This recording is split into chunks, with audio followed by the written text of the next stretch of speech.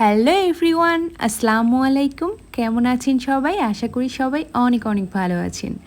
আজ কিন্তু আমি আপনাদের জন্য কচু শাকের খুবই ইউনিক একটা রেসিপি নিয়ে চলে এসেছি। এটা দারুণ খেতে, আমার তো ভীষণ পছন্দ, তাই ভাবলাম আপনাদের সাথে শেয়ার করে ফেলি।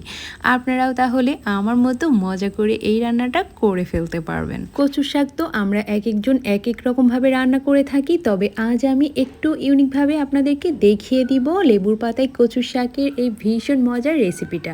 কচু শাক তো ভীষণ পুষ্টিগুণ সমৃদ্ধ একটা খাবার, এটা খাওয়াও কিন্তু অনেক বেশি উপকারী। সপ্তাহে অন্তত পক্ষে একদিন যদি খেতে পারি তাহলে কিন্তু অনেক ভালো হয়।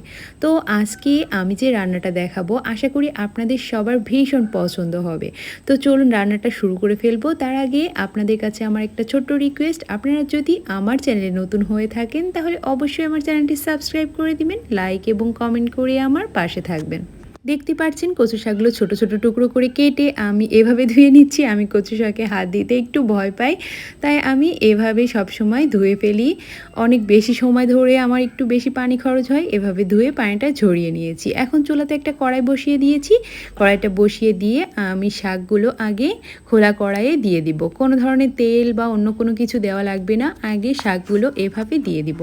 তো দেওয়ার পর এখন একটু লবণ দিব। লবণ দিলে কিন্তু শাকগুলো একেবারে নরম হয়ে একটুখানি হয়ে যাবে।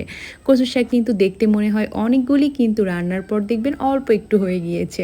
তো এখানে আমি দিয়ে দিলাম 3টা পেঁয়াজ, লম্বা করে কুচি করে নিয়েছি সেই পেঁয়াজটা। আর এখন আমি দিয়ে দিচ্ছি এখানে একটা রসুন, বড় রসুন আমি কুচি কুচি করে নিয়েছি। আর কাঁচামরিচ দিয়েছি 20-25টার মতো। কাঁচামরিচটা একটু বেশি দিবেন, শাকে কিন্তু একটু বেশি মরিচ দিলে খেতেও দারুণ হয়। আমি তো একটু বেশি খেতে পছন্দ করি, আর কেউ যদি কম খেতে পছন্দ করেন তাহলে কমই দিতে পারেন, কোনো সমস্যা হবে না। তবে যে কোনো শাক বা কচুর শাক একটু বেশি ঝাল ঝাল হলে দারুণ লাগে খেতে। দেখুন একটু নাড়াচাড়া করার পর এরকম নরম হয়ে আসবে। এখন আমি এখানে দিয়ে দেবো আধা চা চামচ আদা বাটা। আপনারা কিন্তু অবশ্যই অবশ্যই আদা বাটাটা দিবেন, আর দিলে বুঝতে পারবেন রেগুলার যেভাবে রান্না করেন তার থেকে কতটা ইউনিক স্বাদ আসে এই সামান্য আদা বাটা দেওয়ার কারণে। আমি কিন্তু এভাবে দিই এবং খেতে দারুণ লাগে। আপনারা এভাবে দিয়ে দিতে পারেন একটুখানি।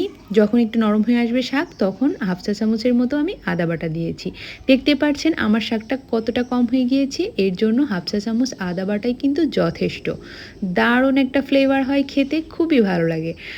আমি এখন সব কিছু মশলা দেওয়া শেষ, খুব ভালোভাবে আস্তে আস্তে জাল করে নরম করে নিচ্ছি। আমি কিন্তু কোনো পানি অ্যাড করি নাই, কচুর শাক দিয়ে এমনিতেই কিন্তু অনেকটা পানি বের হয়ে যায়, আপনারা সবাই জানেন। তাই আমি কিছুক্ষণ পর পর নেড়ে চেড়ে শাকটা নরম করে নিচ্ছি।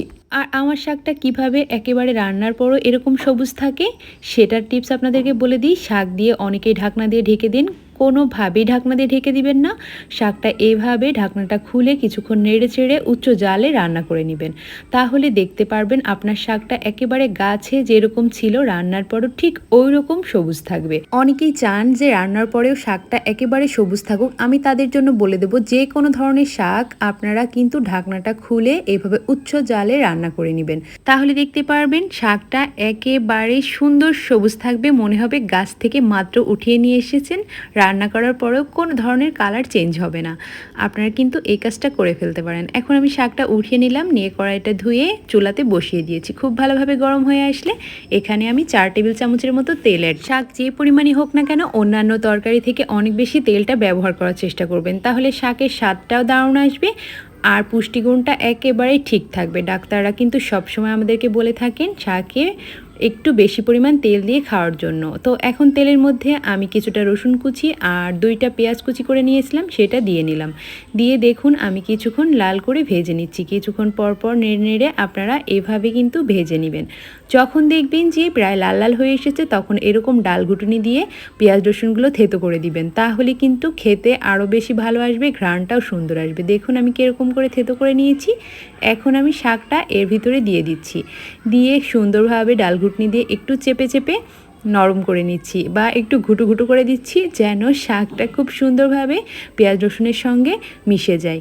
তো দেওয়ার পর যখন দেখবেন একটু পানি পানি কম হয়ে আসছে, তখন এভাবে ভাজতে থাকবেন।